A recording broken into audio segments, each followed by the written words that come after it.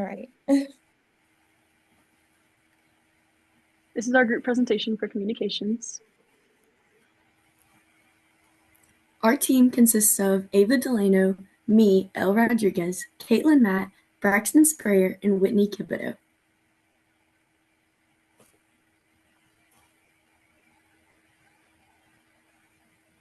The introduction. Over the course of Netflix's action series Outer Banks, there are various communication styles that demonstrate interpersonal connections.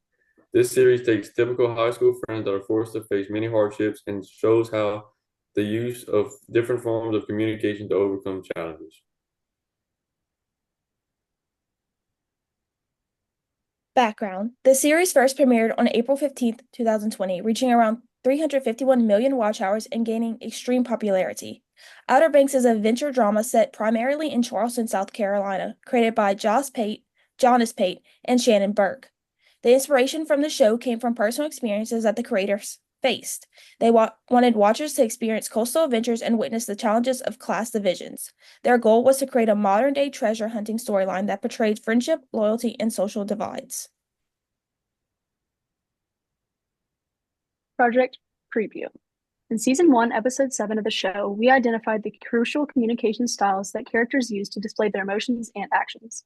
We also analyzed each character and their personality traits to help support their use of interpersonal communications.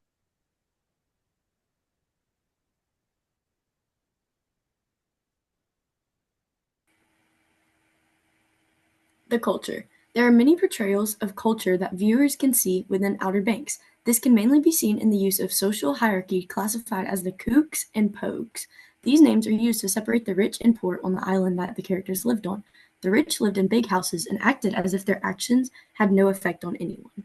The poor lived in smaller houses and had to work a lot and were also viewed in a very negative light. The culture behind this series really showed watchers how different ranks of social hierarchies are treated, how they act, and how they live.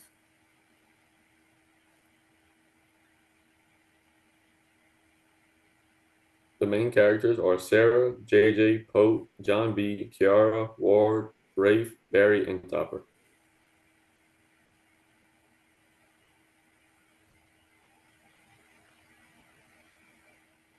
Character analysis. Sarah is loyal, gentle, and a kook. Actions are influenced by her father's opinions and her upbringing. Sarah is often faced with conflict between her relationships with John B. and her father forcing her to pick sides. JJ is unreasonable, risky, independent, and impulsive. His actions are influenced by his upbringing and his abusive father. JJ was involved in a robbery along with a physical altercation with his father in this episode. Pope is supportive, loyal, and cautious. Actions are influenced by his parents and his own expectations. Pope tends to be the most careful and often questions the others' decisions. John B is charismatic, adventurous, and loyal. His actions are influenced by the absence of his father and his search to fulfill his adventure. And he also faces many challenges between his relationships and trying to locate the gold. Ward is untrustworthy, manipulative, and murderous. His actions are influenced by his selfish desires, priorities of wealth, and his reputation. Ward uses multiple tactics to convince John B. to reveal the treasure's location and later takes him on the boat and attempts to kill him. Rafe is reckless, dangerous, and unstable. His actions are influenced by his desire to be accepted and his desire to be favored by his father. Rafe uses his father to cover up the murder of Sheriff Peterkin, and him and his dad have tension due to Rafe's wrongdoings. Barry is sneaky, a liar, and temperamental. His actions are influenced by his use of drugs, want for revenge, and greed. Barry uncovers that John B. and his friends have found gold, so Barry does everything in his power to find it, along with the money that JJ stole from him. Topper is privileged, violent, and unstable. His actions are influenced by entitlement and upbringing. Topper contributes to the argument between Rafe and Barry and makes comments on how Sarah should not be associated with the Pogues. Kiara is loyal, caring, and independent. Her actions are influenced by her feelings and rebellious nature. The main struggle for Kiara throughout this episode is how she faces her feelings with John B because of their close bond being broken with Sarah in the picture. Communication types. Microaggressive language. Throughout a disagreement between Rafe and Barry, Topper tries to stand up for Rafe, but Barry says, "Stand down, country club." This use of the word country club was trying to demean Topper based off of his financial situation. The next type is passive aggression. In Module 3, this style is shown by Ward. He used the withholding type of passive aggression.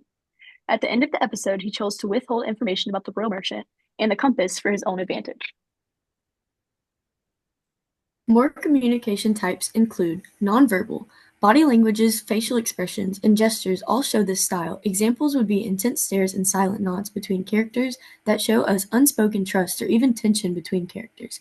In the beginning of the episode, when Barry was trying to steal their gold, they were all laying on the ground and John B looked up without saying anything, and he used his facial expressions and movements to tell them his plan. There's also self-regulations. JJ lacks self-regulation. He oftentimes cannot control his emotions without lashing out. For example, the book says, people who lack self-regulation may lose their temper, say things they wish they hadn't, or be plagued by remorse or envy. JJ does all of these things, and we can see it by his actions of robbing the drug dealer Barry. He does not think about the consequences of what is to come, but instead acts off of feelings of anger.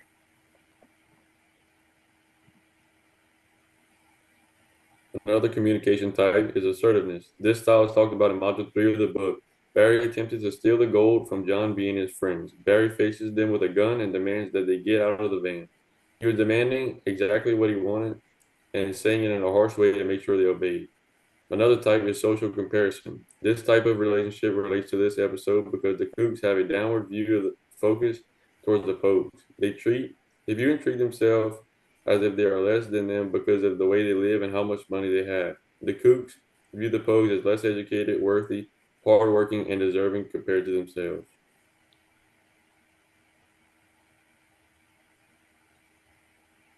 Another communication type is expository dialogue. In this episode, this style is seen because the show often uses dialogue to explain backstory, clues, and plot developments.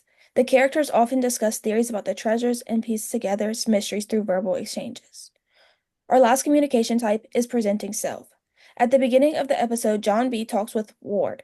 He does not wish to go fishing yet. He makes a sacrificial decision to do so in order to maintain his public view of how Ward perceives him. He does this by putting on a good face to make sure that he does not disappoint Ward and stays on good terms with him.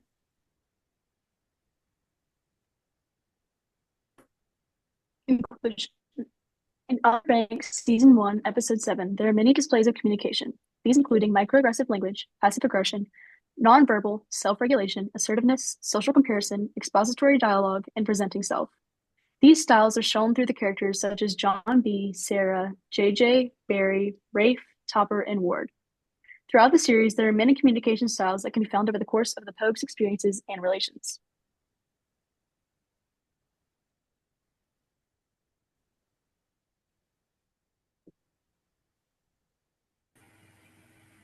This is the bibliography.